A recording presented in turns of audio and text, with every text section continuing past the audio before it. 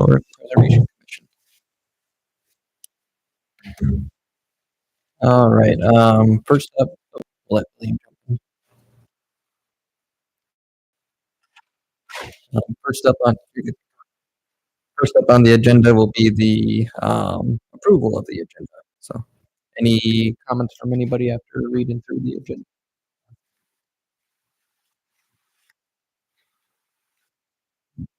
Not, I would motion to approve the agenda. Do we have a second? I'll second. All in favor? Aye. Opposed? And then after that, now will be approval of the May 13th, 2024 meeting minutes, which was our last meeting. Those were sent out for everybody's review. Were there any corrections or comments on those that anybody noticed? All right, if not, I will motion to approve the May 13th minutes. All in favor? Aye. Opposed? None. All right.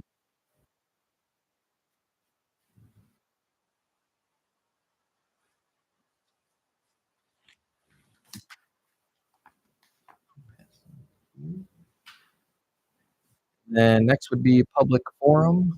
Don't see anybody in the crowd tonight, so we will move on to item 5 on the agenda, which is discussion of the 2024 Preserve Iowa Summit that we had a couple of our members attend. So I'll just open it up for what you guys experienced and learned.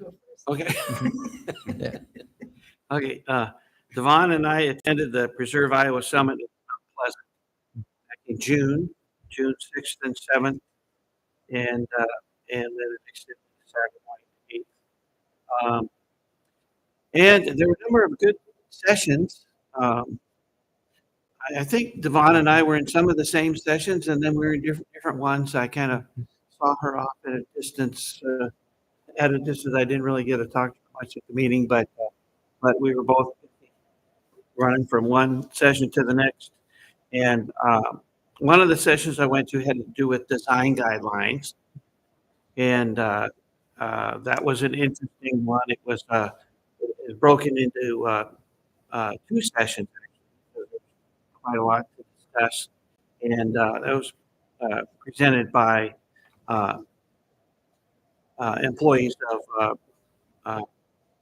RDG in Des Moines, and who have drafted many design guideline documents for various cities. And much of it was the same as what we do, but other things we may be more restrictive than some of the design guidelines they were talking about in their presentation on requiring a certificate of appropriateness for alterations on the exterior. You know, we have probably a more extensive list of that, and we have design criteria as well as design guidelines, design criteria for various styles of architecture in the Old Town District, and that if a new house is constructed in the district, it has to be constructed with one of those architectural styles. They, their design guidelines weren't quite that restrictive on using a style that was already in the district. I mean, they wanted it to be true to a style, but it didn't necessarily have to be a style in the district. So that was interesting.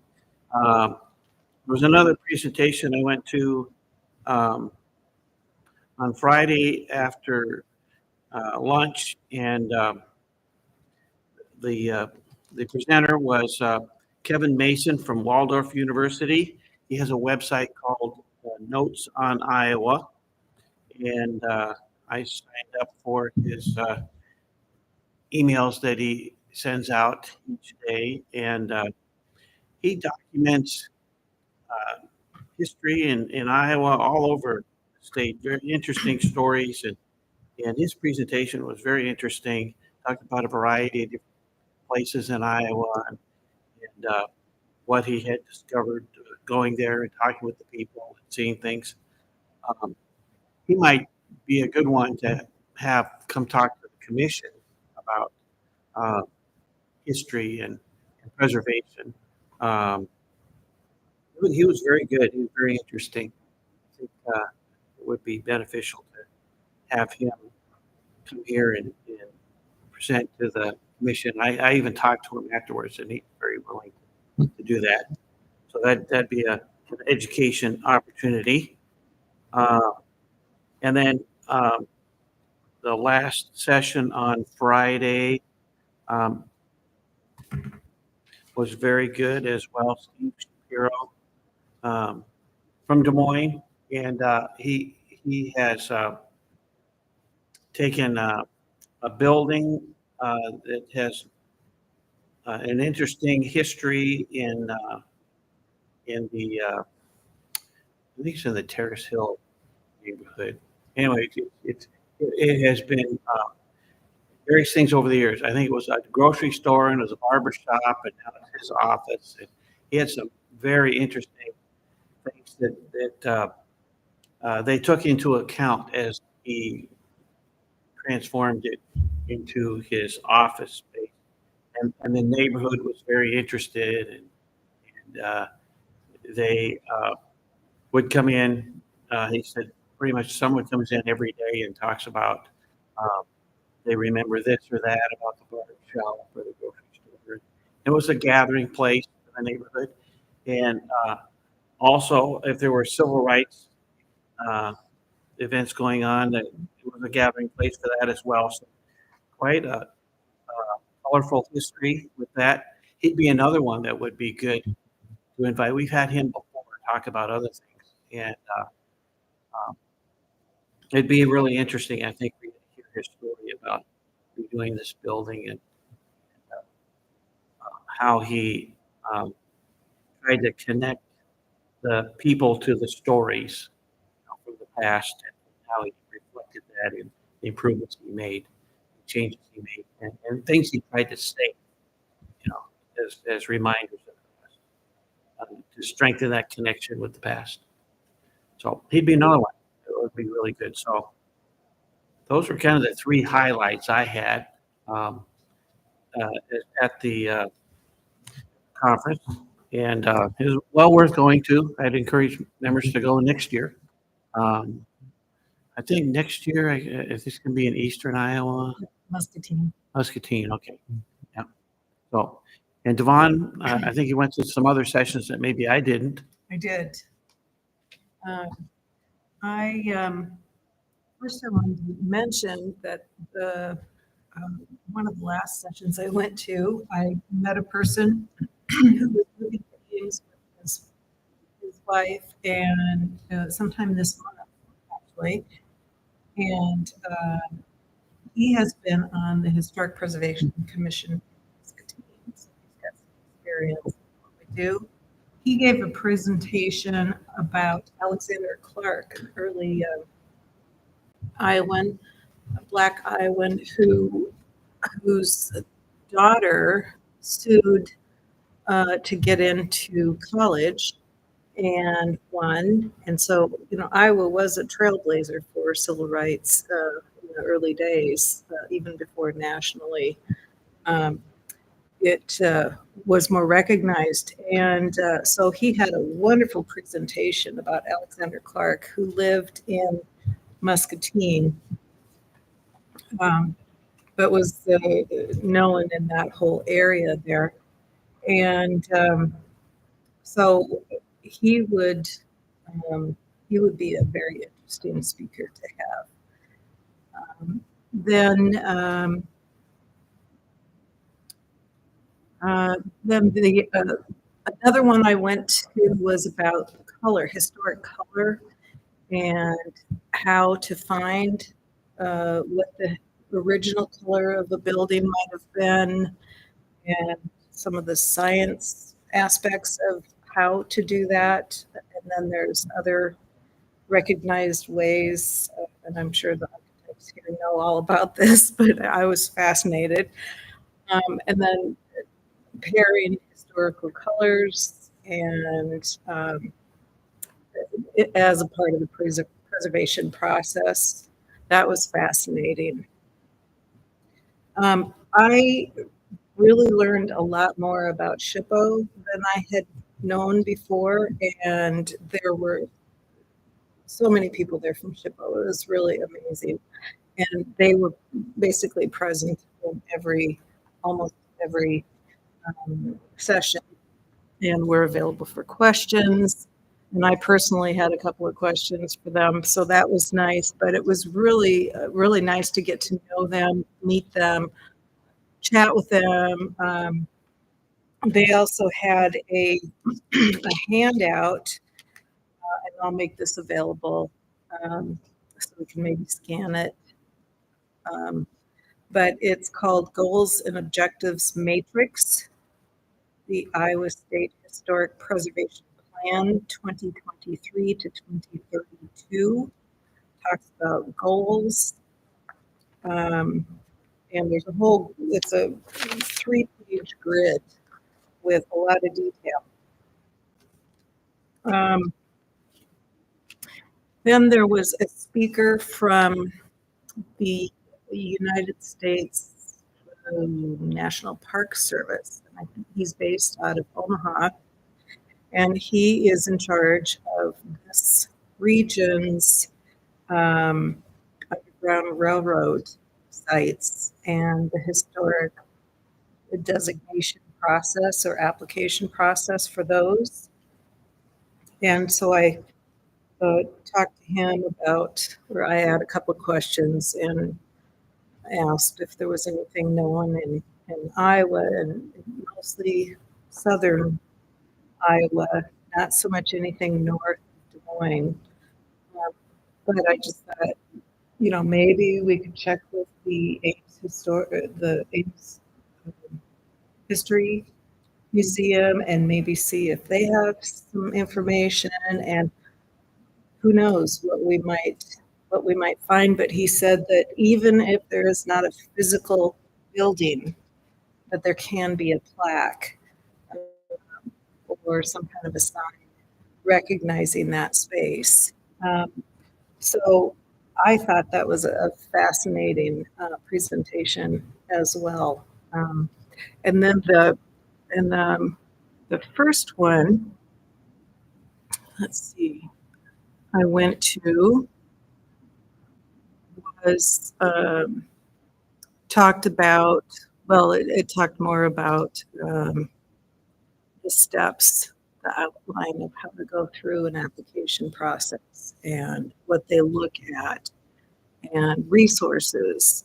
They had citations. I got a reference to a website where you can research periodicals or publications from a long time ago that have pictures, articles, catalogs, pamphlets about different eras of housing. And you can do a search by year, I did a search for pergola porches in 1927 and found an amazing number of of references and links.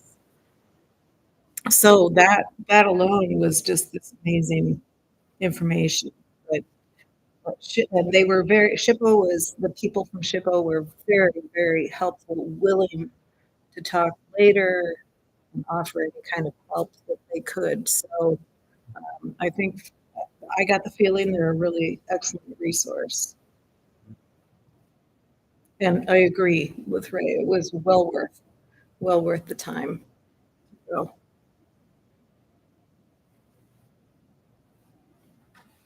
Awesome. Well, thanks for sharing all of that. Okay, moving on from there, and good segue as we mentioned a couple people that would be good speakers. So tying into the next item is discussion of educational opportunities for the public and for commission members.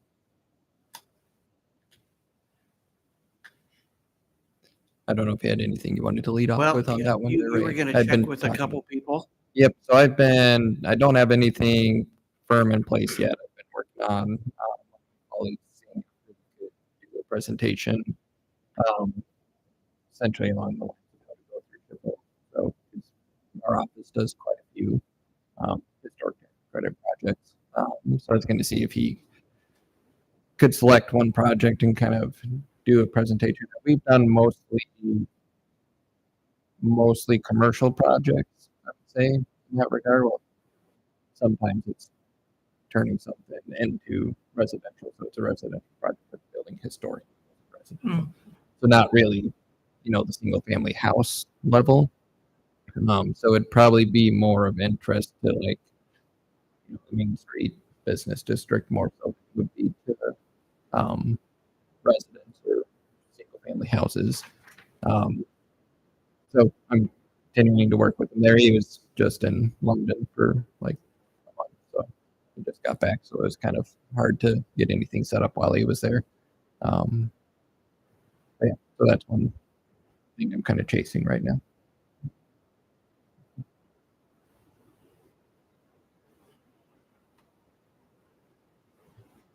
Did anyone else have any ideas or presentation? well, Dan Clark, who I met in Mount Pleasant about Alexander Clark, no relation. But I think he would be an ideal speaker, and I have a strong feeling he would be happy to do something like that. And I've got their contact information. Awesome.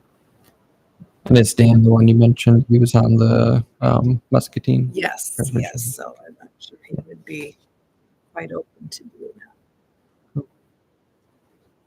And are you thinking Dan's presentation would be more of a, I guess we kind of got two buckets and nothing says they can't overlap, but more of a public presentation or a commission member presentation that would occur at like one of our meetings or whatever?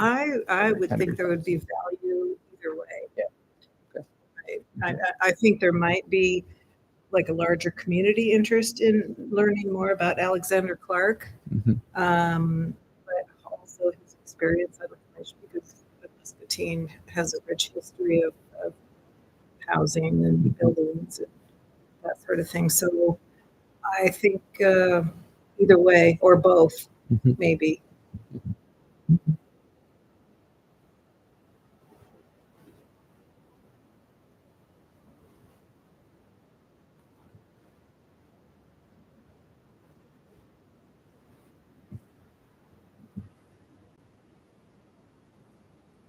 Then I would imagine that someone from SHPO would be Mhm. willing to speak as well.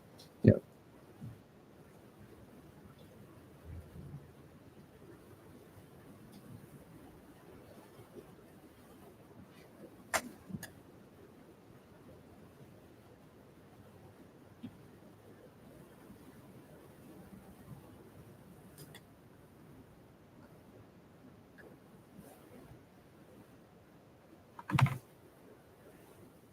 Um,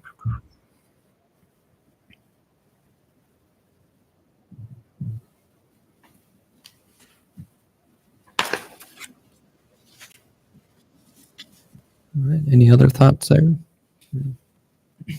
So I know, like, regarding the Underground Railroad thing that you're talking about, the archives at the state archives in Des Moines, they have a collection of sites all throughout Iowa.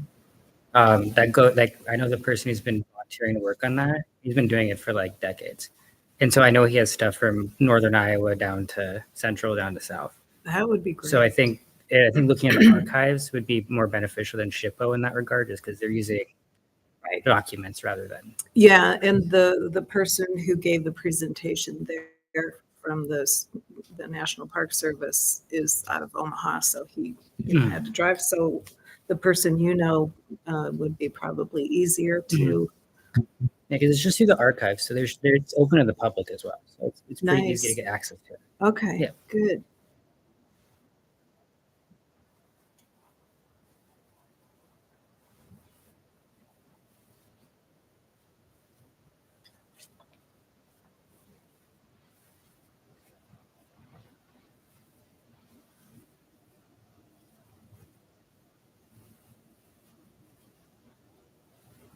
All right. I guess we don't really have anything this is just a discussion thing, so we don't need to motion on anything this month on this, but sounds like we've got numerous names for leads that would be good for presentations. So maybe I would suggest that I'll keep talking to David, the guy that I mentioned that I've been trying to get to put presentation together. And then maybe, I mean, it doesn't hurt if we have multiple. So I'd say if you wanted to reach out to Dan Clark and see what his interest would be. And I think that one maybe gear it more towards, commission and public. Kind of maybe it just be we'd sponsor a public presentation there. And they're in the process of moving Yeah, right yeah. now, so it probably Yep. would be a little later. Which is perfect. Okay. And then Ray, maybe we reach out to Kevin Mason. Yeah, From I Waldorf, can do that. maybe to talk to us. That would be, Sure, see what his availability would be. I will do that.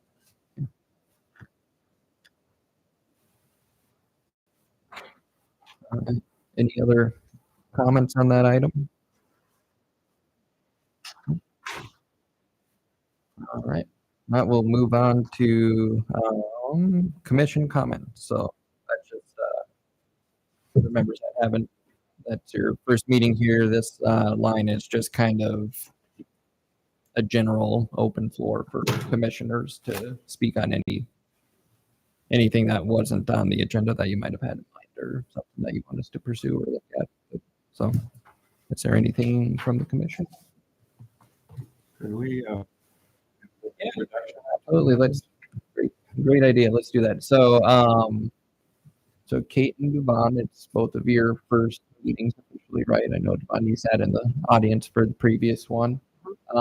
So maybe we'll have both of you introduce yourselves as well as the rest of us. I'll do a quick intro too, just so you know who we are as well. But